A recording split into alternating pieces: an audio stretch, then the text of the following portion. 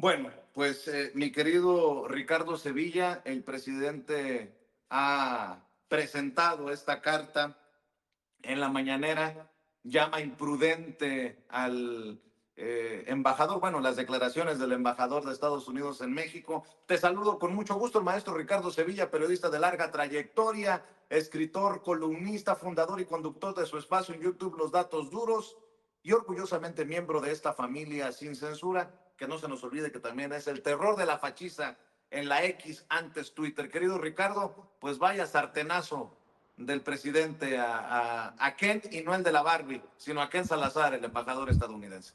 Así es, mi querido Vicente, le da un auténtico sartenazo en la boca a Ken Salazar y le responde luengamente a este personaje fundamental en la política de Estados Unidos, aunque muchos dicen que está retirado, la verdad es que está en activo, no hay que andarnos con cuentos. Ahora bien, Ken Salazar no se manda solo, Vicente. Este político sombrerudo no es más que un vocero del país más funesto e injerencista del mundo, Estados Unidos. Hay que dejarnos de darle rodeos a las cosas. Hay que estudiar un poco. Allá en la derecha no tienen por hábito estudiar, pero Ken Salazar, Vicente, es uno de los tantos políticos que cada determinado tiempo aparecen para tratar de meter su cuchara en los asuntos exteriores. Es un agente golpista, hay que decirlo también con todas sus letras. Ahora bien, es muy importante recordarle a usted, público memorioso, que Estados Unidos siempre ha sido una nación injerencista.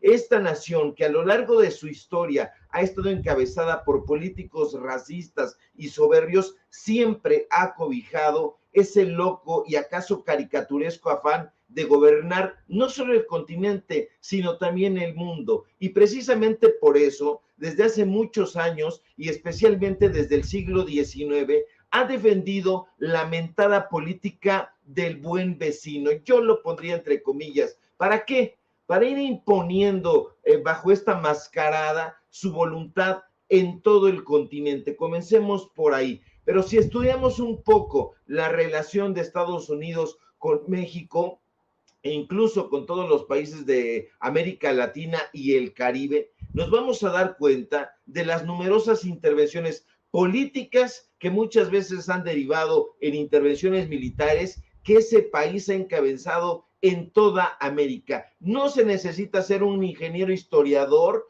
como Enrique Krause para entender que desde su nacimiento como nación independiente, Estados Unidos se caracterizó por sus ambiciones y por sus deseos de expansión. De hecho, a lo largo de los siglos XVIII y XIX, sus esfuerzos estaban concentrados en una sola meta: expandirse hacia todos lados. Y eso ha incluido, desde luego, expandirse hacia México. Ahora bien, o ahora mal, esa actitud injerencista, Vicente, que hoy sorprende a tantos cándidos, no es nueva. Hay historiadores, y aquí hablo de historiadores serios, no como el payaso de Krause o como el payaso, el arlequín de Martín Moreno, que aseguran que los primeros habitantes de las 13 colonias ya profesaban esa ideología injerencista. Sí, es así. Una ideología, por cierto, ramplona, que estaba basada en la creencia de que Estados Unidos era una nación destinada a expandirse desde las costas del Atlántico hasta el Pacífico. A principios del siglo XIX,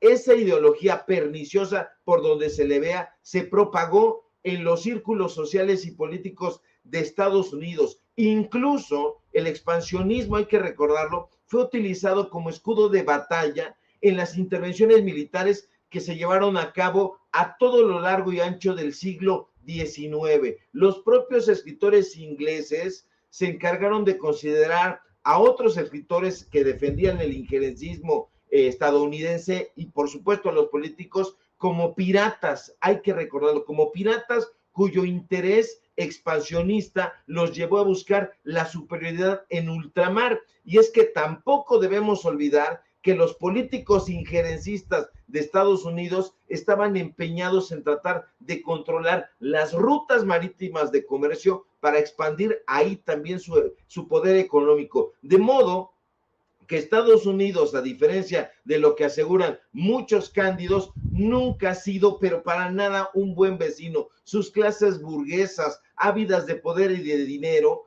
han sido las que han ordenado y financiado todas las incontables batallas narrativas, las batallas bélicas durante muchísimas épocas a lo largo del continente americano.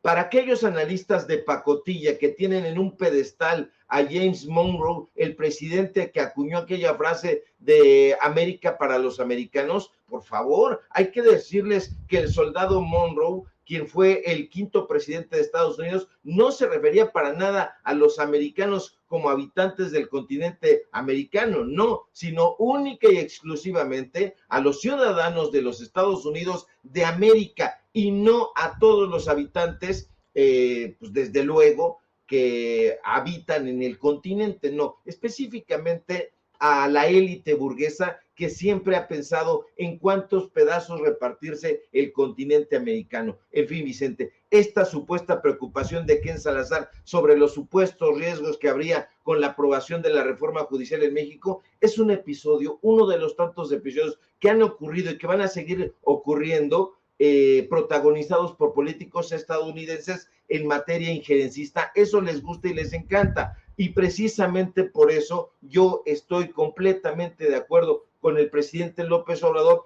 cuando asegura que esta postura de Ken representa una acción inaceptable, es injerencismo puro y sí contraviene a la soberanía de nuestro país. Y bueno, pues evidentemente va a estar de acuerdo él con Norma Piña, porque acuérdese usted que los políticos de ese país, en su mayoría conservadores y neoliberales, siempre han querido que se trate no de una relación bilateral. Se habla de una relación bilateral, ellos no quieren que sea bilateral, quieren que sea unilateral, pero afortunadamente México en este momento, Vicente, tiene un presidente al que no le tiembla la voz para decir que la política de Estados Unidos es injerencista y que estas declaraciones de un personaje como Ken Salazar pues son desatinadas, son desafortunadas. Un personaje que hay que decirlo, por cierto, aparece retratado felizmente con Norma Piña. Eso nos debe